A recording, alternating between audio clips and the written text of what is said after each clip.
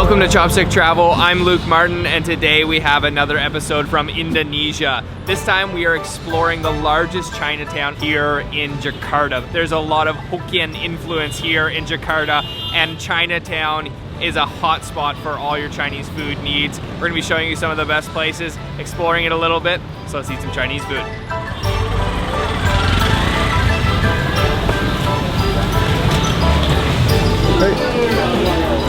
This is a very old Chinatown, and a lot of the Chinese here, as I mentioned, are Hokkien descent, so from the south of China, Fujian province, and it's famous for a lot of foods. We're coming up on our first spot here to have some noodles.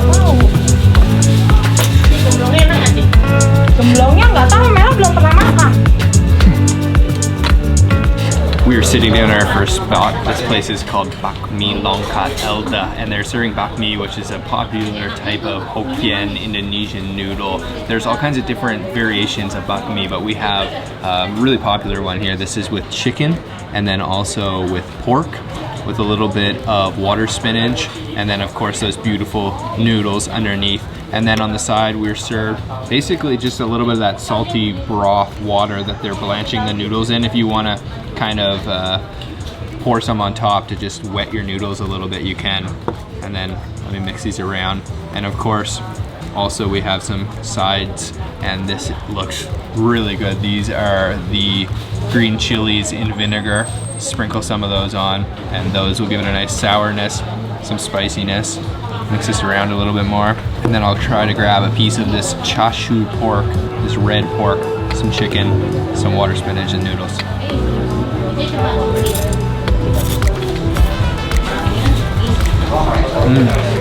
That is a satisfying bowl of noodles, to say the least. Really flavorful. I love the addition of those green chilies pickled with the vinegar. The noodles have soaked up that little bit of broth that I poured on top, and it's just really flavorful, even though it doesn't look like much. Even though this restaurant is a little bit grungy, I will admit, these noodles are legendary here in Chinatown, Jakarta, and I can see why, because they're so tasty. Anytime I'm craving noodles anywhere in the world, this is what I'm craving. It's super good.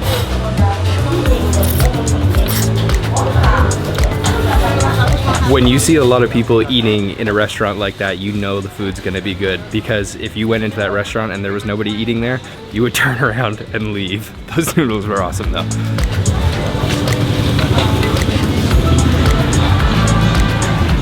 So this whole area of Chinatown is kind of a big sprawling market. There are all kinds of shops selling traditional Chinese ingredients.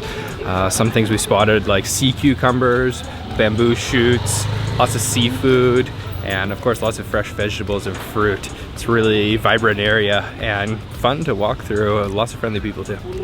Hello from Taiwan. I just wanted to take a minute to let you guys know we just revamped our Patreon page. We've added some awesome new benefits, including our brand new food maps, a carefully curated list of restaurants and street food stalls that we personally recommend in several cities around the world, including Hong Kong, Taipei, Istanbul, and many more. And this is just a perfect tool for you guys to take the hassle out of finding great restaurants on your next trip. So it's exclusive to our patrons. You can find all the information for our Patreon page down in the description box.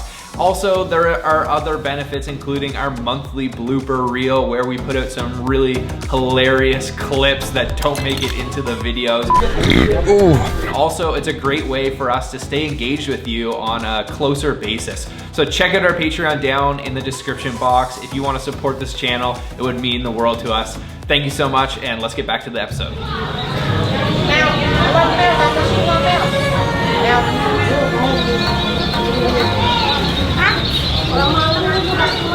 So we are just stopping to visit one of the most important temples here in Chinatown, Glodok, known as Vihara, Dharma, Bhakti. So this is a very important Chinese Buddhist temple. It goes by Jinde Yuan depending on what kind of dialect someone speaks. It was built in 1650. This is one of the oldest temples here in Jakarta.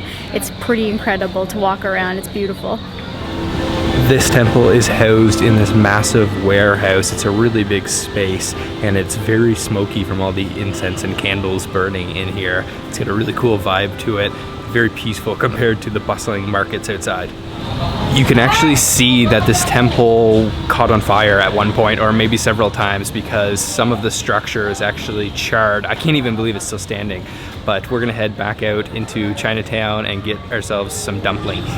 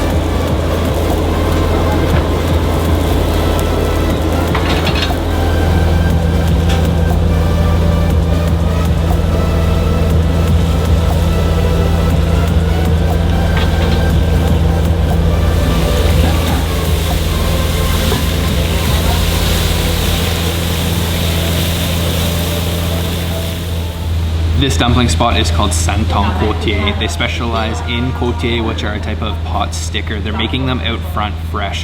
So wrapping up some vegetables with pork in the dumpling wrapper and then frying them in oil. So he kind of fries them for a little bit and then adds a little bit of water to help them cook, kind of steam them. And the flame that he has going out there is huge and there's oil shooting everywhere. So we ordered just one plate of the Kuo Tieh here. You can see they've got this beautiful crispy bottom, but it's actually not like cooked to a crust. It's still very soft feeling, and then you can see that they are quite oily. And we made ourselves up a sauce here. We put garlic water, a little bit of oil, black vinegar, and then soy sauce. So these definitely need to be dipped in this sauce. And let's try that.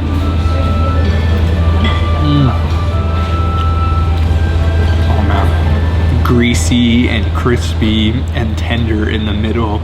Those are perfect little dumplings. Definitely a little bit oily. The oil is kind of infused into there, but there's a good amount of pork and vegetables on the inside.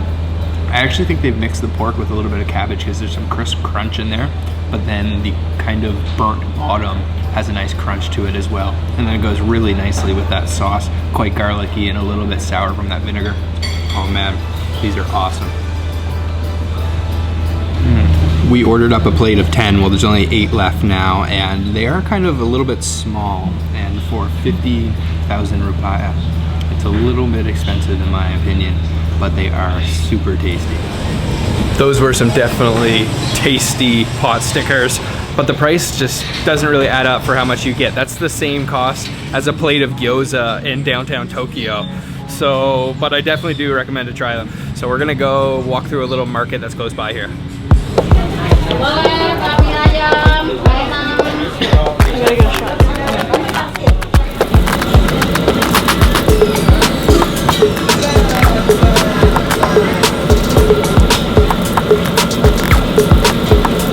Okay, all right.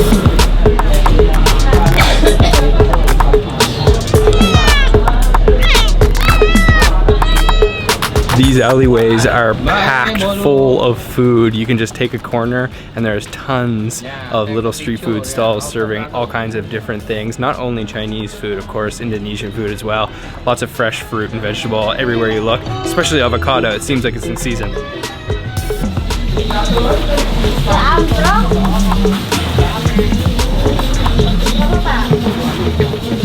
Okay, all right. In this alleyway that we're just coming out of now, there is a really famous place to have iced coffee. It's called Kopi Iced Taki, but unfortunately it's 2 p.m. right now and they're actually sold out of coffee, which we weren't expecting, but that's okay. We're gonna head just to get some more food.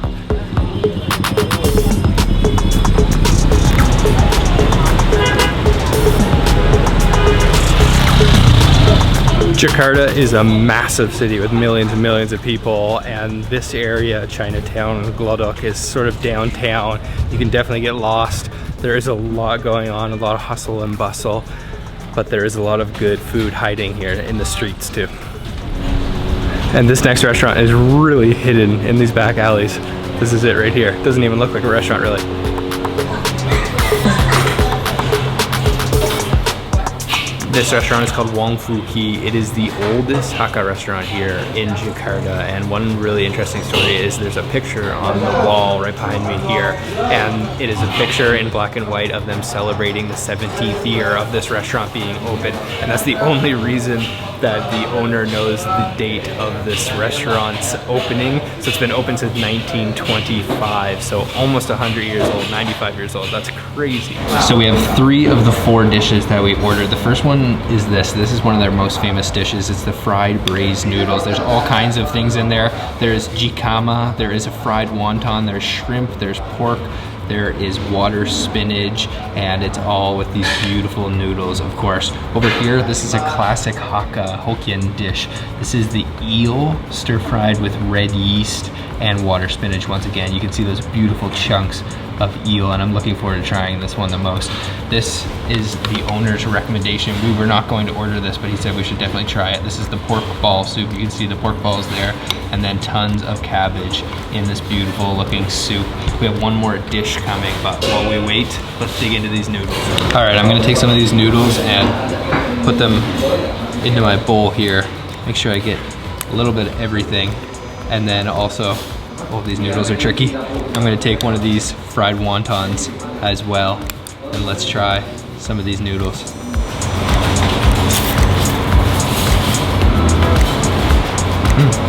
Those noodles are pretty good. There's not a whole lot to them, to be honest, but the ingredients in there are nice. The crisp jicama, soft tender pork, and the noodles are quite oily. It kind of left a grease on my lips here. Not my favorite noodles, but definitely a solid noodle. Let me try this fried wonton that came with the noodles.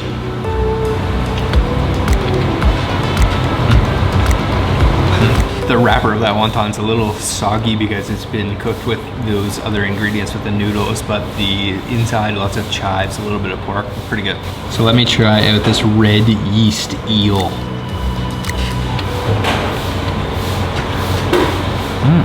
That eel is soft like butter, just completely melts in your mouth. It's quite salty, and there's definitely like a sourness coming from that red yeast. It's coated in the sauce, and then those greens in there, a little bit crisp too. That's a powerful dish. I've never tried that one before. This is the pork ball soup, owner's recommendation. Let me just try the broth. Very vegetably and a little bit salt too, and you can taste the pork. And now I'll get one of those balls, a little bit of cabbage.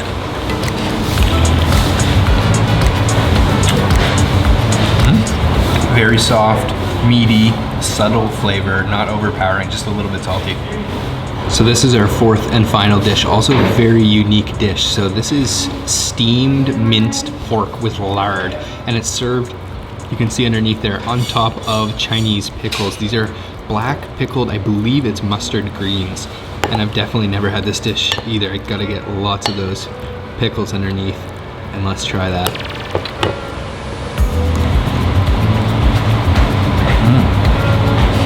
Wow, that dish is very unique. Those pickles underneath are really sour and a little bit sweet. There's definitely some sugar in there. And then it's almost like a burger or like a patty on top, that pork.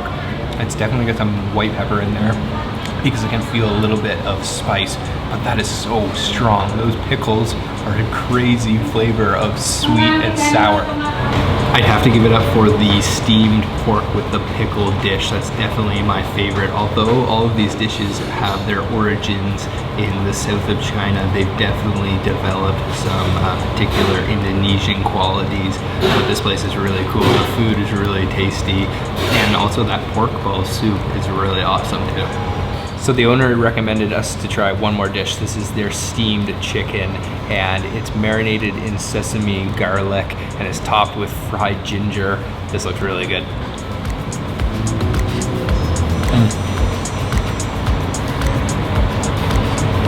Oh yeah, crispy ginger on top. Also quite salty, definitely, but that chicken is nice and tender, and then those crunchy little ginger bits on top are awesome. So this is another dish. The owner is just bringing us all kinds of stuff now. This is made with pure Shaoxing wine. It's got some chicken, it's got all kinds of Chinese herbs and spices, and it's sort of like a traditional medicine. Oh wow, strong. Lots of ginger in there. I can taste maybe some goji berries, I think, too. And then strong alcoholic flavor. He was telling us that this is good for women to eat or drink after giving birth. And if you want to order this dish at the restaurant, you need to call 2 days ahead, because this is not a regular item on their menu. But he wanted us to try it anyway. Wow. Such a friendly owner. He wasn't letting us leave without tasting a couple more dishes, so we are so stuffed. The flavor's really unique. They're famous for that noodle dish, but really I'd say you gotta try some other things. Maybe just ask him for some recommendations, because I'm sure he will give you lots. And that place, really cool atmosphere, almost 100 years old, authentic Hakka flavors, but with a little bit of an Indonesian twist. So we were just planning on going to have tea at this place behind us here, but they won't let cameras in. We also tried to have the coffee with ice earlier, but that was finished for the day. So we missed out on a couple of drinks that we wanted to show you guys, but the food today was incredible. Definitely check out Glodok here in Jakarta, one of the largest Chinatowns in the entire world. And we have more videos coming from Indonesia soon, so subscribe and hit the little bell icon so that you're notified when we post our next video. What was the best thing we had today? Oh, I want to say it was those dumplings. They were so good, the pan-fried dumplings. But also that Bakmi. Yeah. Those noodles were just like a solid classic bowl of noodles. Like Sabrina said, it's everything you'd want in a bowl of noodles if you're craving some. So we'll see you on the next episode of Chopstick Travel from Indonesia soon. Bye-bye. Bye.